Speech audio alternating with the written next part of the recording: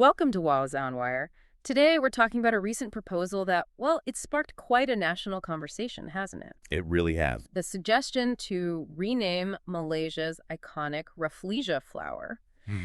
It's quite striking how, even with all the big economic challenges people are facing, the focus can sometimes shift to these really symbolic things like our natural heritage. Absolutely. It brings up questions about priorities, definitely. So let's get right into it. This specific proposal, it came from Ahmad Fayhsal, Ahmad Kamal, the member of parliament for Machang. That's correct. During a parliamentary session. And he didn't just propose it, he even added this slightly humorous idea that it could be called the Anwar flower. It certainly got people talking. Yeah.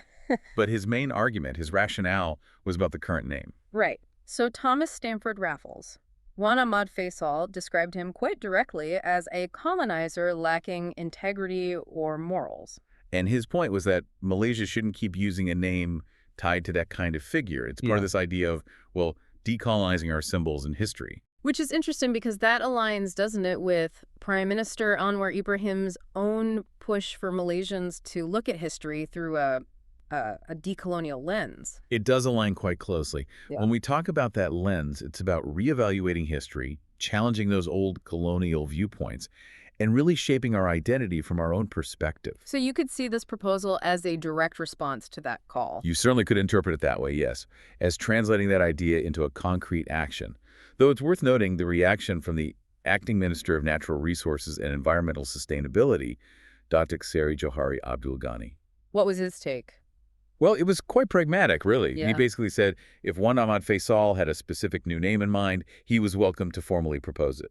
So not exactly a ringing endorsement, more like putting the ball back in his court. Pretty much. Okay. It acknowledged the idea, but didn't, let's say, immediately jump on board. Which brings us to the motivations, perhaps. Is this a purely genuine effort towards decolonization, or could there be, political strategy involved? That's the key question, isn't it? Especially considering the timing. We're heading towards the 68th National Day, a time when identity and independence are very much in focus. Exactly. For any politician, particularly someone in the opposition, bringing up a symbolic issue like this around National Day can, well, it can serve different functions. Like focusing debate, perhaps? Right. Or maybe boosting visibility? What do you think? How does this play out in the Malaysian political scene? We'd really like to hear what you think about this, too. What stands out to you? Well, I think we need to consider both angles. It's rarely just one thing in politics. The proposal does tap into that decolonial narrative the PM has mentioned. Right. But the timing, and maybe even the Anwar flower suggestion, could easily be seen as, well, a calculated move. Testing public opinion, creating a talking point, maybe even diverting attention slightly. So it forces us to think a bit deeper about what's really driving these kinds of parliamentary discussions. Is it just about the stated aim, or are there other impacts they're hoping for? Precisely. Are they trying to energize a certain group, or see how the public weighs symbolic changes against, say, economic worries? And speaking of the public, their reaction was, well, immediate and quite loud. Very vocal. A lot of the comments online really honed in on this idea of misplaced priorities. We saw things like, what a waste of taxpayer money, no constructive input. And that direct one, getting paid thousands to discuss a flower's name. Yeah, and are there no better things to do for this MP? There are much more important national issues. That sentiment really came through strongly. You can feel the frustration there. It highlights this disconnect between some parliamentary debates and what people feel are the urgent everyday issues. Like the cost of living. Exactly. Comments like, taking the people's money to the parliament to talk nonsense, truly useless. Or that very stark one, people's most important thing is to have money to spend. It suggests that while decolonization is important conceptually, for many, the immediate economic reality just takes precedence. It absolutely does. They expect their representatives to focus on those bread and butter issues first and foremost. It makes you think about who the intended audience for these political statements really is. Now, that Anwar flower suggestion, that really provoked some quite pointed responses, didn't it? Almost creative critiques. It certainly did. There was that one comment that really stood out. The one comparing the flower's characteristics. Yes. Why insult the prime minister like this? Although the Rafflesia flower is huge, it smells like a corpse, and survives by sucking nutrients from others.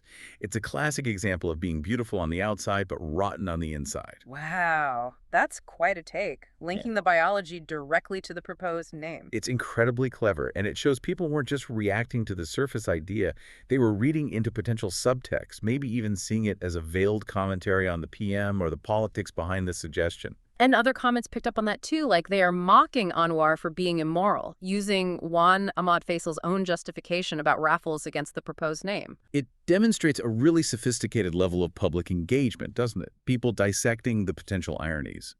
Although some were maybe open to the core idea, if not the specific suggestion. Like the comment saying maybe the minister could suggest a better name, that calling it Anwar is fine as long as it's a better name. Right.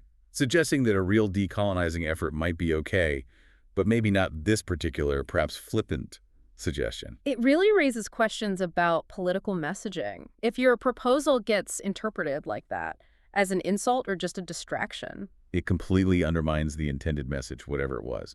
It shows the risk of using humor or metaphor in these settings, especially when public trust might be low or economic anxieties high. People are clearly reading between the lines. Very much so. They're looking for sincerity and relevance to their own lives. And it wasn't just the public.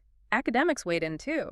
Ghazali, formerly of University Malaysia Sarawak, had a sharp critique. Yes, focusing on the scientific angle. His main point was that Rafflesia isn't just a name like a brand or a street, it's a scientific genus name. Exactly. Part of a global, standardized system. It's not something you just change locally.